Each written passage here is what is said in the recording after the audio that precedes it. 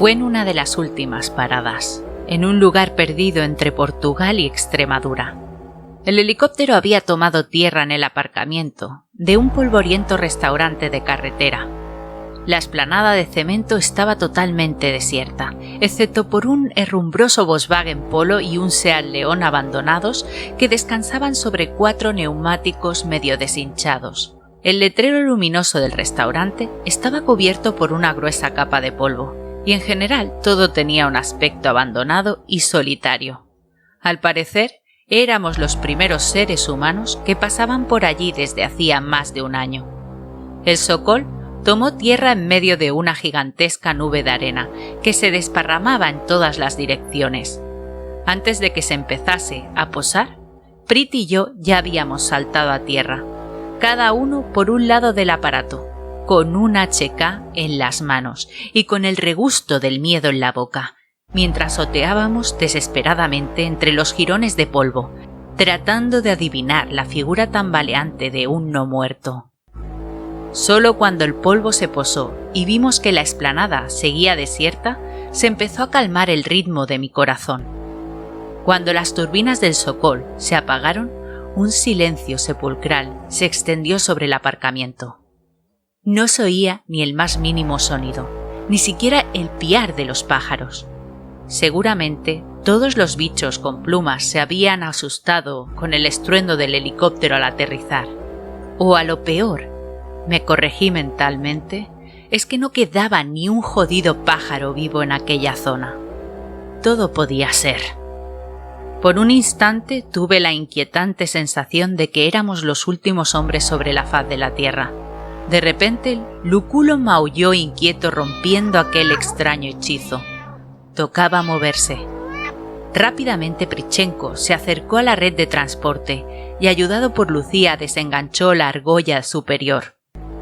La resistente red de carga se deslizó por encima de la pila de barriles amarillos llenos de queroseno CB1A.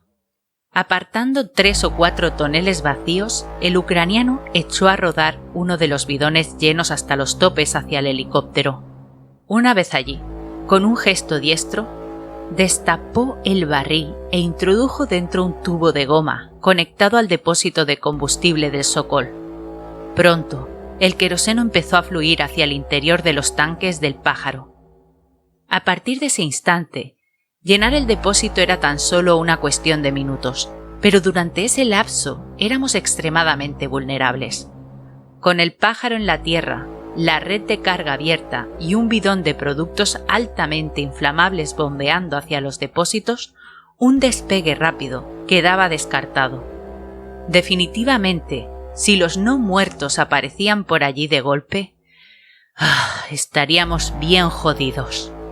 Tras asegurarme de que nada se movía por los alrededores, le hice una seña a Prit y abrí uno de los compartimentos de la cabina trasera del Sokol. Para coger unos cigarrillos, fruncí el ceño contrariado. Tan solo me quedaban un par de Camel arrugados y con olor a humedad. Habíamos conseguido suficientes provisiones y medicamentos en el hospital, pero de tabaco andábamos extremadamente cortos. Miré hacia el restaurante situado al otro extremo de la explanada, dubitativo. Era un asador de carretera del 3 al cuarto, pero me jugaba 1.000.000 de euros a que tenía una máquina de tabaco junto a la puerta o al fondo, debajo de la tele. Debería echar un vistazo, pensé. Al fin y al cabo, aquello estaba totalmente abandonado. Me giré hacia el grupo, para avisarles. Lucía y Prit estaban de espaldas, en una discusión acalorada sobre la mejor manera de apilar los barriles vacíos en la red. Sor Cecilia dormía plácidamente, disfrutando de aquellos minutos en tierra lejos de las aterradoras alturas, y Lúculo estaba aseándose, como solo los gatos saben hacerlo, indiferente al resto del mundo. Me encogí de hombros y me encaminé hacia el restaurante. Sería cuestión de 1 minuto. La puerta, naturalmente, estaba cerrada. Miré a mi alrededor. Unas macetas con plantas mustias decoraban la fachada, cubierta por un alero polvoriento. En el suelo, tirado de cualquier manera, yacía un cartel de helados descolorido por el sol. A su lado, una sombrilla hecha a jirones, un par de sillas de plástico y una mesa polvorienta completaban el panorama. En una esquina, acumulando tierra, una cazadora vaquera de color indefinido se pudría lentamente, en el mismo sitio donde alguien la había dejado caer de cualquier manera, como si no hubiese tenido tiempo para apoyarla en un lugar mejor. La puerta parecía resistente, pero no así una de las ventanas de la fachada lateral. Era una vieja ventana, de marco de madera, que daba a la cocina. El paso del tiempo y el calor generado por la parrilla de la carne situada justo a su lado, en el interior, la habían ido arqueando y presentaba una pequeña holgura de un par de centímetros por su parte inferior. Desenvainé el cuchillo que llevaba sobre los riñones e inserté la hoja en aquella holgura. Tan solo tuve que hacer palanca un rato hasta que un apagado crack me indicó que el pestillo se había quebrado. La hoja de la ventana, vieja pero perfectamente engrasada, giró silenciosamente sobre sus goznes, dejándome paso franco al interior, fresco y sombrío. Con cautela me introduje en la cocina, tratando de perforar la penumbra con mis ojos. El cambio del luminoso exterior a la relativa oscuridad del interior me había dejado sin visión por unos segundos. Sin embargo, no podía pensar en eso, porque el olor a podrido allí dentro era sofocante.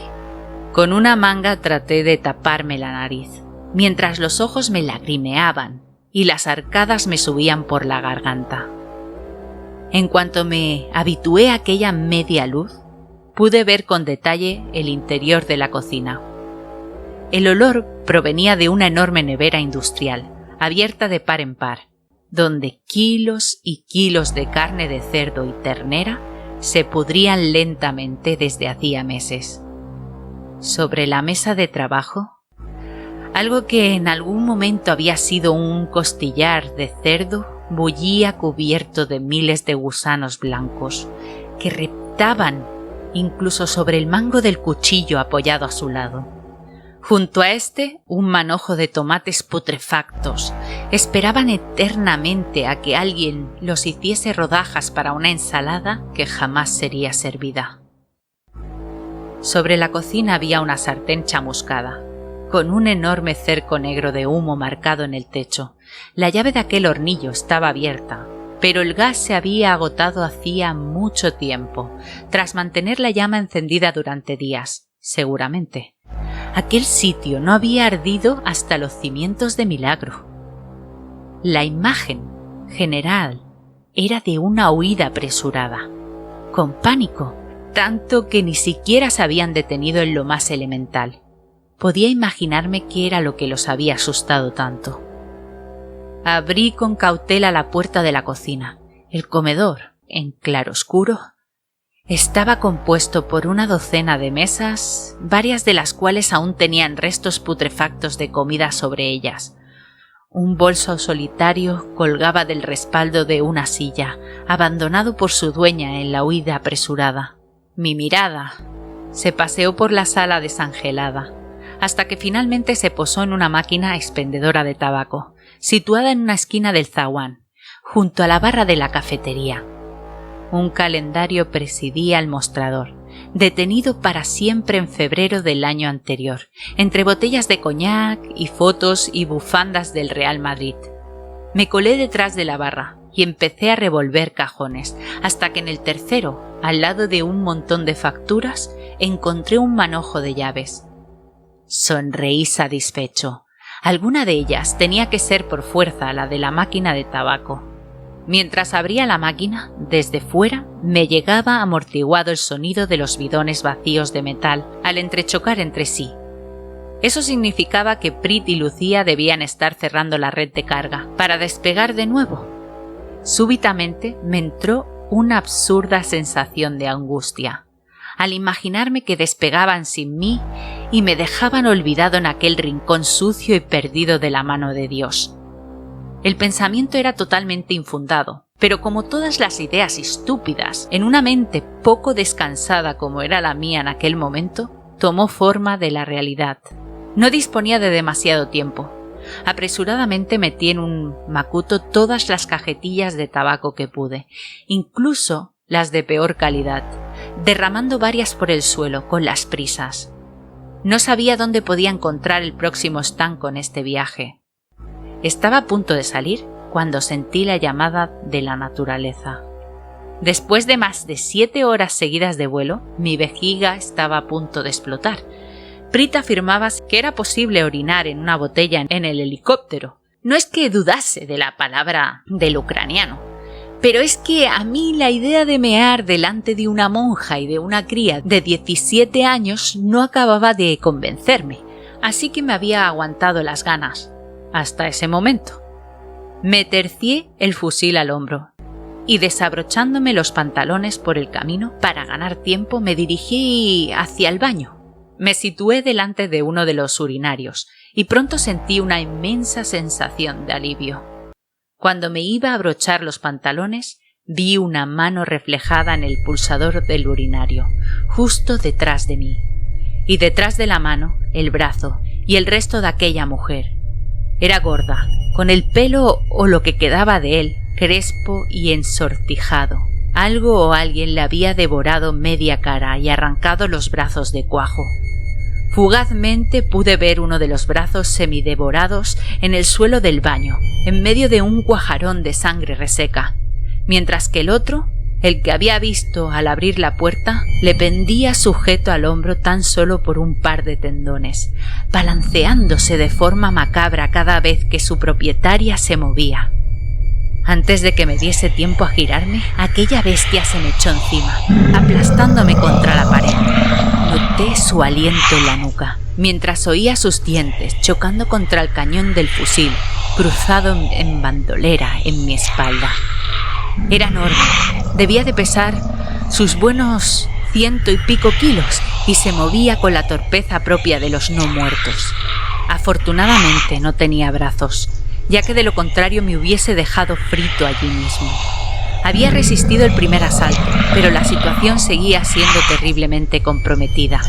Apoyando las manos en la pared, impulsé mi cuerpo hacia atrás, con aquella cosa firmemente agarrada con los dientes al cañón del fusil, mientras mis pies resbalaban espasmódicamente en el suelo del baño.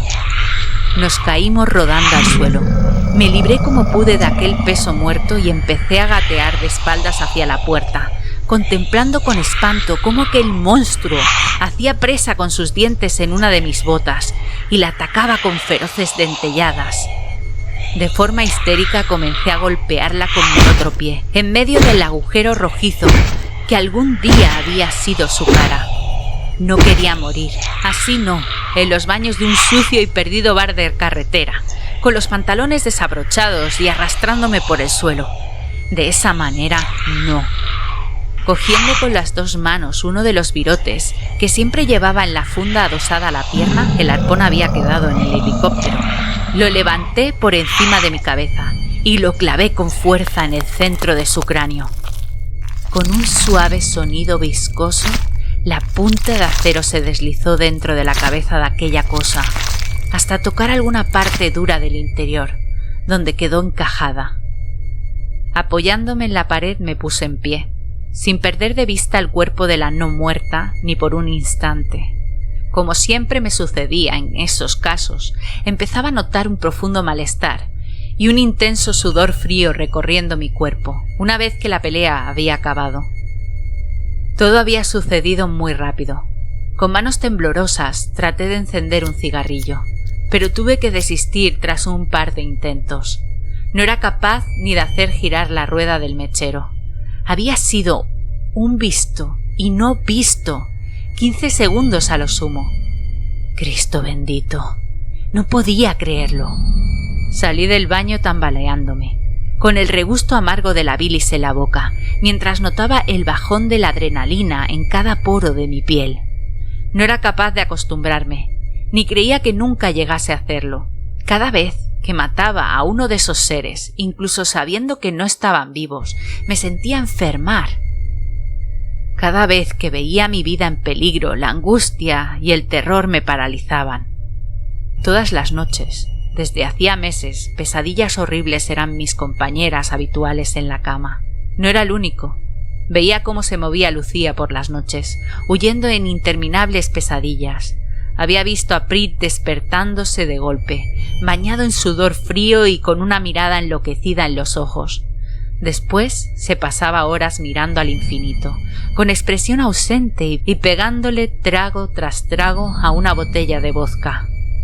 Me imagino que cuando yo me despertaba por las noches, mi expresión era la misma. De todas formas, no creía que ninguno de nosotros hubiese sido capaz de dormir más de 5 horas seguidas desde hacía meses. Encendí uno de los cigarrillos con manos temblorosas mientras descorría el cerrojo de la puerta principal y salía de nuevo al exterior. La luz del sol me hizo entrecerrar los ojos por un momento, mientras miraba a mi alrededor algo desorientado. Giré la cabeza hacia el socol, cuyas enormes aspas ya empezaban a trazar lentamente enormes círculos en el aire. Desde la ventanilla del copiloto, Lucía me observaba con aire escrutador, mientras Prichenko se afanaba en comprobar todos los niveles antes de iniciar el vuelo. Me acerqué hacia el helicóptero, arrastrando los pies por el polvo, notando cómo la intensa mirada de Lucía me taladraba, adivinando que algo me había sucedido en el interior de aquel polvoriento restaurante abandonado. Me sentía cansado, cansadísimo y agotado emocionalmente. Aquel pequeño episodio era un resumen de lo que era mi existencia en ese momento. Aquella pesadilla era interminable. Responde, Davai, ¿me oyes? La voz de Prit resonaba entre crepitaciones y crujidos por el intercomunicador. Perdido en mis pensamientos, no la había oído hasta ese momento. Sacudí la cabeza, alejando los recuerdos de pesadilla de mi mente y volviendo al socol que volaba como una flecha sobre el Sáhara. «¡Dime, Prit!», grité a través del micrófono, por encima del aullido de las turbinas, mientras el helicóptero trazaba una amplia espiral en torno a un punto por debajo de nosotros. Creo que ese podría ser un buen punto para tomar tierra, me dijo el ucraniano cuando me deslicé como una anguila en la cabina de pilotaje. Seguí la dirección que me indicaba el pequeño piloto con el dedo.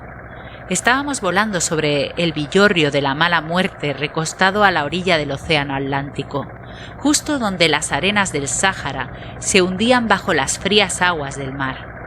Aquel sitio no tenía más de 15 o 20 casas, una mezquita de adobe encalada, media docena de largas pateras de pesca apoyadas en la playa y unos raquíticos campos de cultivo alrededor del poblado. Una carretera polvorienta que corría del norte al sur atravesaba el poblado, perdiéndose en la distancia. En la entrada sur del pueblo había una amplia explanada, a más de 200 metros de las casas más cercanas, rodeada por una cerca ruinosa de madera y arbustos espinosos. Aquello debía haber sido un corral de cabras en su momento, pero ya no había ni rastro de las mismas. Era un sitio perfecto para tomar tierra. Con una graciosa pirueta final, Prit zambulló el aparato en una prolongada S, hasta que nos mantuvimos estáticos a unos 5 o 6 metros sobre el nivel del suelo, justo encima del antiguo corral. Los barriles, en su mayoría parte vacíos, entrechocaron entre sí con un sonido metálico al posarse la enorme malla de carga sobre la superficie. Con un ligero toque a uno de los mandos, el ucraniano niveló el aparato justo al lado de la red de carga. Al cabo de unos segundos, el Sokol tomó tierra una vez más, levantando un auténtico huracán de arena a nuestro alrededor y deshaciendo a medias el enramado que componía la empaladiza. Cuando la tormenta de arena se aclaró, pudimos vislumbrar con más calma el espacio que nos rodeaba. Solo el sonido del viento, al colarse entre las casas de adobe, rompía el silencio sepulcral que reinaba en la aldea. Casi al instante notamos el calor sofocante. Debíamos estar por lo menos a unos 45 grados centígrados.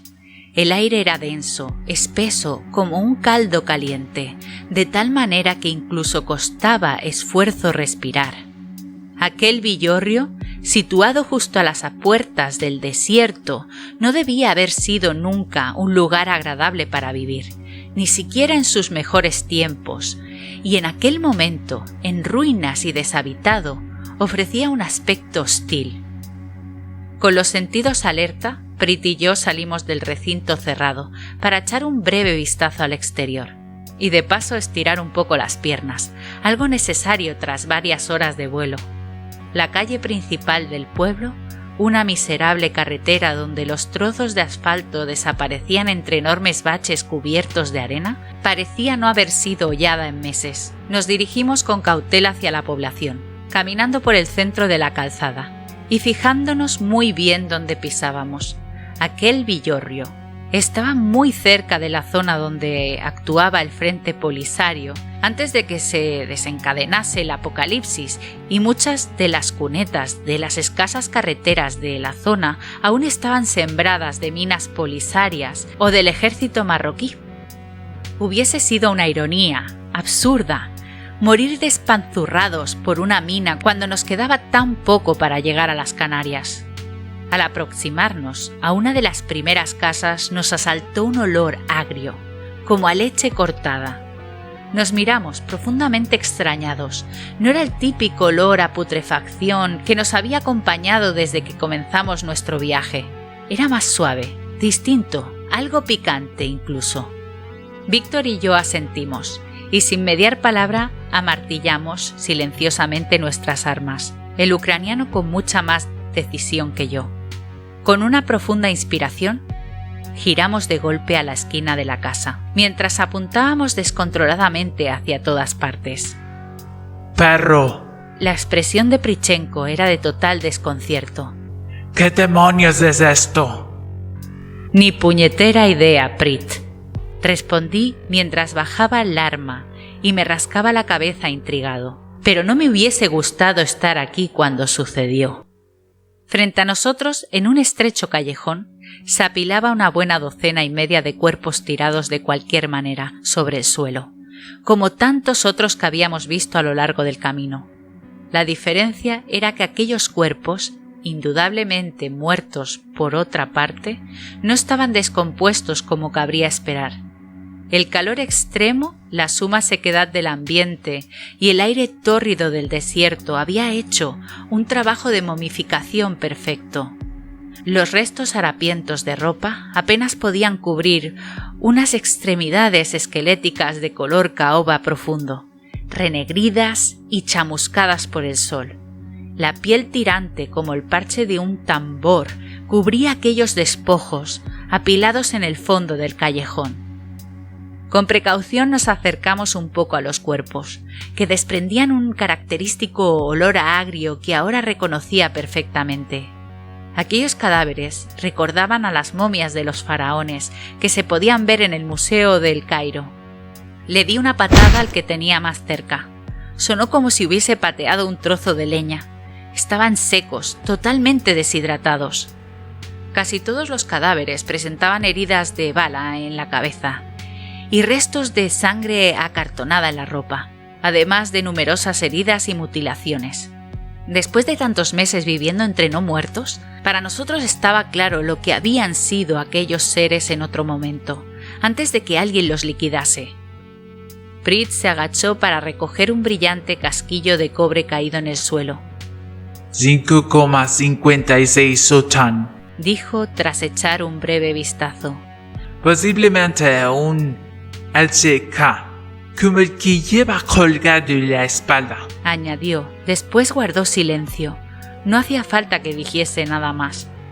El ejército marroquí todavía usaba el viejo Sedme español, de 7,62 milímetros que España le había vendido por miles cuando habían renovado su arsenal en los 90. Eso significaba que aquello no lo habían hecho los marroquíes, al menos elementos regulares. ¿Quién y cuándo había sido? Era una incógnita. De repente, un gruñido profundo surgió desde el montón de cadáveres de la derecha. El ucraniano y yo pegamos un salto como si nos hubiesen pegado una descarga eléctrica. El gruñido se repitió una vez más, profundo y rasposo, pero ni un movimiento alteró la quietud del montón de despojos. Nervioso, manoseé el seguro del HK, mientras miraba interrogante a Prit. El ucraniano se pasó la lengua por los labios resecos, dubitativo. Finalmente se acercó al montón, con tanta cautela como si hubiese una bomba atómica. El gruñido se repitió una tercera vez, y en esta ocasión localizamos su origen. Salía de un cuerpo que tenía la espalda apoyada contra una pared, con las piernas extendidas a lo largo del suelo, los brazos caídos a los lados y la cabeza inclinada sobre el pecho, atravesado por varios agujeros de bala. Una sucia mancha de sangre reseca adornaba la pared, allí por donde había resbalado el torso hasta caer en aquella posición. Ambas rodillas estaban totalmente destrozadas por disparos, y de hecho una de las piernas tan solo estaba unida al resto del cuerpo por unos tendones resecos. Silbé por lo bajo, atónito. Aquel no muerto había tenido la mala pata de que lo dejasen lisiado por los disparos y que ninguna de las heridas fuese en la cabeza. Incapaz de deslizarse, dado definitivamente por muerto por sus ejecutores, aquel desgraciado había quedado abandonado a su suerte en un callejón olvidado, durante meses, secándose al sol del desierto, incapaz de morir. Acerqué mi cara a su cuerpo. Sus extremidades, totalmente deshidratadas, habían perdido su elasticidad, y su carne lentamente se había ido consumiendo hasta convertirse en algo parecido a la ceniza o a la madera. Aquel bicho era incapaz de mover ni un solo músculo, pero en el fondo de sus glóbulos oculares, marchitos, aún latía una chispa de vida. O de no vida, me corregí mentalmente. Por primera vez desde el principio de todo aquello, sentí auténtica lástima por uno de aquellos seres. No sabía si tenía conciencia de sí mismo o no, pero no era capaz de imaginar el infierno que podía suponer habitar dentro de un cuerpo convertido en un trozo de madera. En algún lugar dentro de aquel cráneo reseco anidaba una esencia, furiosa por estar allí atrapada para siempre, posiblemente loca de atar a causa de aquella situación. Un puto no muerto, loco como una cabra. ¡Qué bien, vamos! No dejaba de ser irónico. Las únicas zonas seguras del mundo para los seres humanos habían pasado a ser las más inhabilitables. Los desiertos, evidentemente, el mismo hecho de que fuese inhabilitables, los descartaba por completo como lugares donde asentarse a vivir. Era una difícil alternativa. Prit llevaba un rato silencioso, contemplando aquella bestia. Algo pasaba por la cabeza del piloto, no me cabía la menor duda. «Víctor, ¿qué pasa, amigo?», le pregunté poniendo una mano en su hombro. El ucraniano pegó un respingo al volver a la realidad. Estaba pensando. Se pasó la lengua por los labios, dubitativo, antes de continuar. Estaba pensando que si el calor extremo puede hacer esto con esas cosas, entonces supongo que el frío también las congelará. ¿Me sigues?, preguntó. No sé a dónde quieres ir a parar, Prit, pero no creo que... El invierno en Alemania es duro, muy duro. Los ojos le brillaban por la emoción. Mi mujer y mi hijo estaban en Düsseldorf, y allí en invierno las temperaturas rondan los 10 grados bajo cero. Si todos los no muertos quedaron congelados, entonces cabe la posibilidad de que mi familia esté bien. Ahora el pequeño ucraniano casi pegaba saltos de la excitación. Quizá deberíamos ir hasta allí. Miré consternado a mi amigo.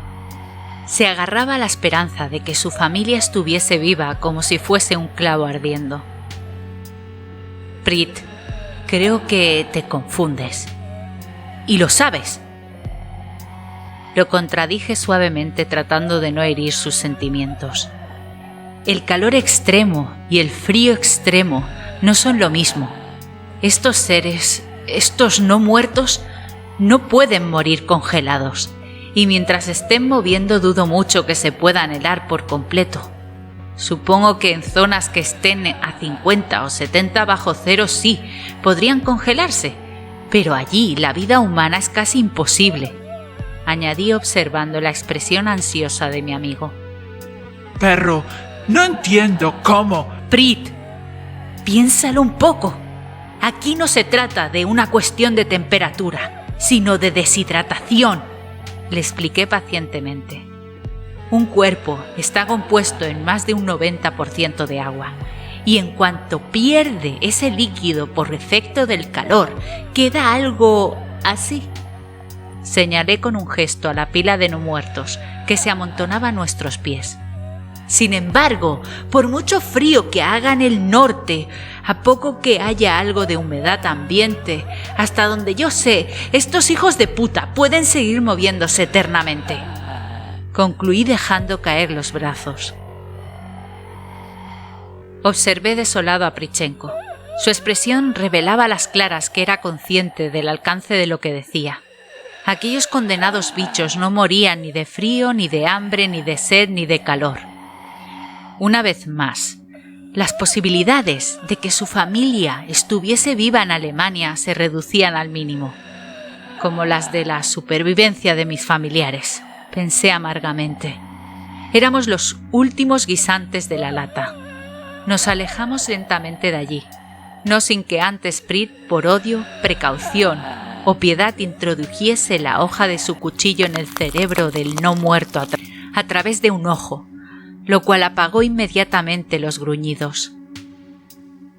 La exploración del resto del pueblo no deparó grandes sorpresas.